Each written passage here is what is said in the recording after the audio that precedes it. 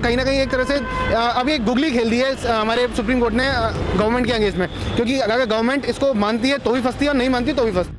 तो मेरे हिसाब से डेमोक्रेसी के लिए बहुत ही अच्छा एक उदाहरण साबित होगा और एक तरह से मजबूती मिलेगी, जो कि गवर्नमेंट हो या किसी भी गवर्नमेंट को एक इलेक्शन के टाइम पे अपने आप में एक अपोज झेलना पड़ता है अपोजिशन की तरफ के कि भाई इलेक्शन कमीशन ने उसके फेवर में इलेक्शन करा रहा है या ईवीएम हैकिंग हो रही है, कुछ भी हो रहा है, तो इससे बहुत कुछ सहारा मिलेगा गवर्नमेंट। विपक्ष तो ये आरोप लगाता था, क्या आपको भी लगता है क्या चुनाव आयोग की तरफ से कमियां होती थी? देखिए, कमियां तो कहूँगा कि कुछ ना कुछ रहती हैं और हर कमीशन हो या कुछ भी स्टेटरी बॉडीज़ हैं या कुछ भी बॉडीज़ हैं, वो कहीं ना कहीं कुछ ना कुछ गवर्नमेंट के साथ ही काम करती है। चुनाव आयोग सरकार के दबाव में काम करता लगता है? देखिए, जिस हिसाब से देख रहा हूँ पिछले कुछ दशक से, तो मुझे लगता है कि हाँ वो उसी हिसाब से काम करता है। अब देखिए, जैसे यूपी में नगर निगम इलेक्शन होने थे जो कि लास्ट ईयर ही होने थे, अब इसको शिफ्ट करके अब मई जून के लिए भेज दिया गया है, तो कहीं ना कहीं गवर्नमेंट के हिसाब से चल रही है देखा जाए तो इलेक्शन कमीशन। क्यों लगता है आपको ऐसा? देखिए, ऐसा इसलिए लगता है कि अभी एमसीडी के इलेक्शन हुए दिल्ली में पड़ोस में, तो एमसीडी हार गई बीजेपी, तो उसका पूरा स्विंग था यहाँ देखा जाए तो उससे इनको लॉस हो सकता था बीजेपी को, या और भी ऐसे मेजर इम्पैक्ट थे जैसे अडानी वाला केसेस थे और इससे पहले भी और दो तीन केस हुए, तो उससे कहीं ना कहीं बीजेपी को लॉस होता, तो इन्होंने शिफ्ट करके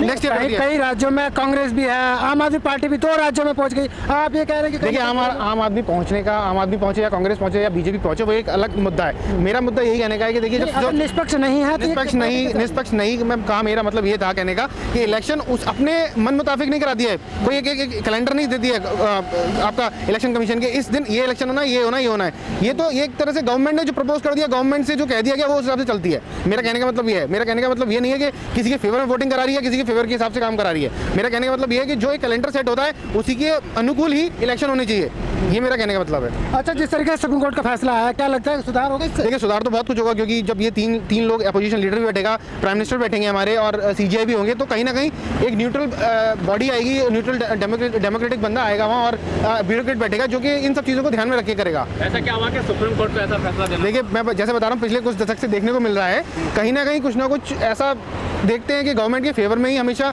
इलेक्शन का शेड्यूल देख लीजिए या मतलब उनके हिसाब से ही ऑफिसर्स का अलाइनमेंट कर देती है इलेक्शन कमीशन, तो ये सब चीज़ें सुधरेंगी इससे। और यही रीज़न है कि जो माननीय उच्च न्यायालय ने इसका संज्ञान लेते हुए इस चीज़ पर काम किया है। तो क्या लगता है इससे जो लोकतंत्र के खतरे में है क्या? नहीं, देखिए बार ये कह रहा है कि ऐसा करने से लोकतंत्र मजबूत होगा। जी बिल्कुल, लोकतंत्र मजबूत होगा और लोकतंत्र की एक ये अपने आप में बहुत ही अच्छी परिभाषा साबित होगी अगर ये ऐसा कुछ हो जाता है तो। मैं तो कह रहा हूँ ना, मोदी जी लोकतंत्र के लिए बात करते हैं तो ये तो एक तरह से उनके लिए मील का पत्थर साबित होगा अगर वो ऐसा कुछ कर देते हैं तो। अगर मोदी जी कहते हैं कि लोकतंत्र उनके अंडर में बहुत अच्छा प्रोग्रेस कर रहा है या बहुत सेफ है, तो भाई उनको तो ये डिसीजन बिल्कुल तत्पर लेना चाहिए और ऐसा कमेटी डिसाइड कर देनी चाहिए और नेक्स्ट जो आपका जो इलेक्शन कमिश्नर हो वो इसी प्रोसीजर से आए कि भाई जो 3-4 लोगों की कमेटी बननी चाहिए वो डिसाइड करेगा आयुक्त हमारा।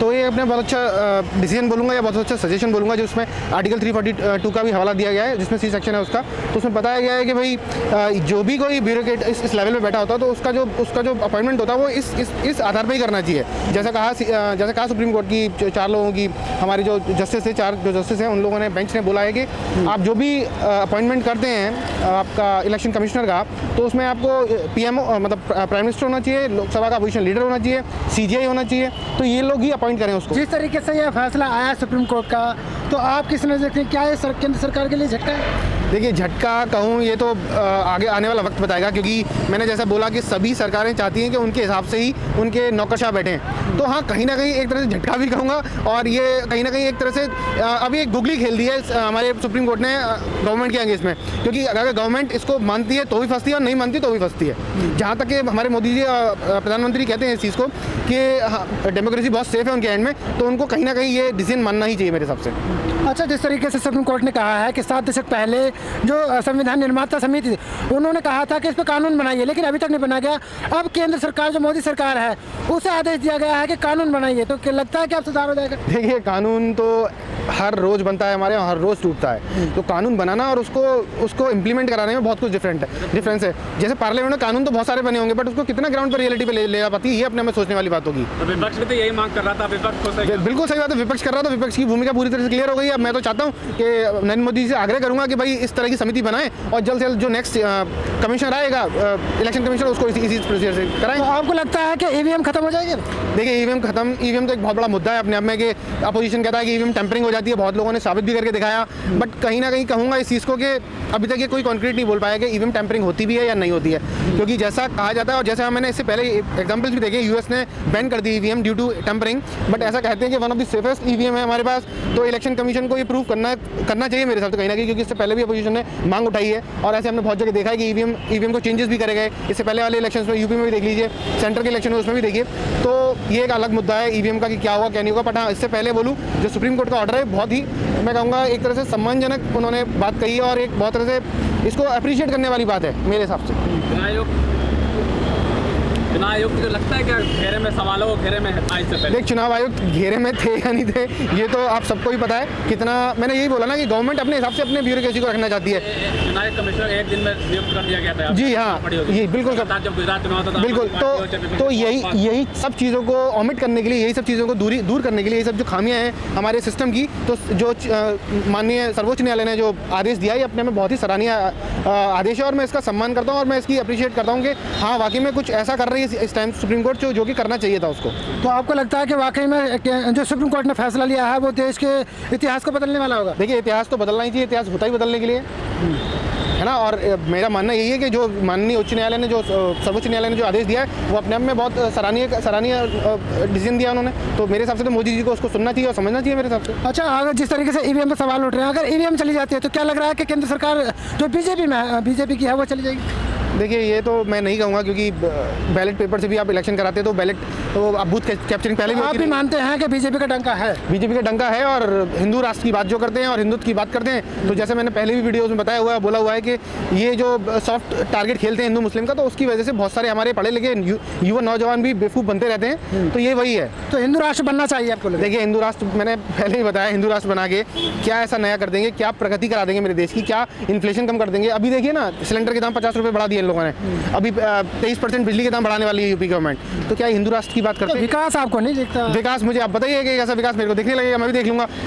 अनएम्प्लॉयमेंट की बात नहीं करते हो आप इन्फ्लेशन की बात नहीं करते हो। मैं वही कह रहा हूँ, आप पड़ोसी देश की एग्जांपल देते हैं, वहाँ आटा 160 रुपये किलो बिक रहा है। मैं आपसे ये पूछता हूँ, जब वो लोग अपना मुस्लिम स्टेट डिक्लेयर करने में लगे थे, यहाँ हमने IIT IIM और अपने साइंटिस्ट इसरो के रॉकेट छोड़ना स्टार्ट कर दिए थे। आप बात कर रहे हैं, लेकिन मैन स्ट्रीम मीडिया पे चल रहा है जब चीन की अर्थव्यवस्था रुकी है, जापान की रुकी है, दुनिया भर के देशों की रुकी है, लेकिन भारत ऐसा है जो चमत्कार दिखा रहा है अपनी अर्थव्यवस्था को बढ़ाने की। अर्थव्यवस्था तो पहले भी अच्छी थी, ऐसा नहीं है कभी खराब रही है। अब बात हो रही है 5 ट्रिलियन इकोनॉमी की। पहले भी हमारा 2.5 से 3 ट्रिलियन इकोनॉमी थी जितना मुझे पता है। तो ऐसे कोई गर्त में नहीं गिरा हुआ था भारत देश।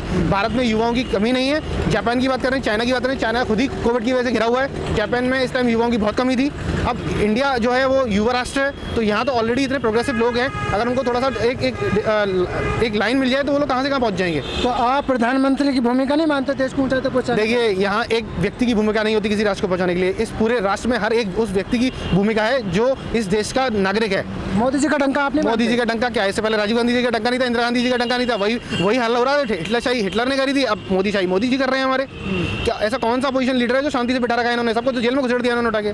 तो आप ये कह रहे हैं बीजेपी और कांग्रेस कहीं ना कहीं एक समान है? जी बिल्कुल, एक सिक्के के दो पहलू हैं ये, कुछ भी समझ। क्या आपको एक समान लगता है? क्या चीज़ आपको लगती है? देखिए, मैं बताऊं, इंदिरा गांधी ने भी इमरजेंसी लगाई थी और आप अगर मोदी जी की बात करें तो इस टाइम इमरजेंसी जैसे हाल कर रखे हैं पोजीशन की। अगर आप कुछ पूछ लेते हैं तो आप एंटी नेशनल हो जाते हैं। अरे भाई, मेरा डेमोक्रेटिक राइट है, राइट टू स्पीच है, राइट टू स्पीक है, राइट टू लिव है, तो मैं उसको क्यों क्वेश्चन नहीं कर सकता? अपनी गवर्नमेंट चुनी गवर्नमेंट मैंने है ना, तो मेरे को राइट टू रिकॉल का भी होना चाहिए। वो राइट वो कहाँ गया?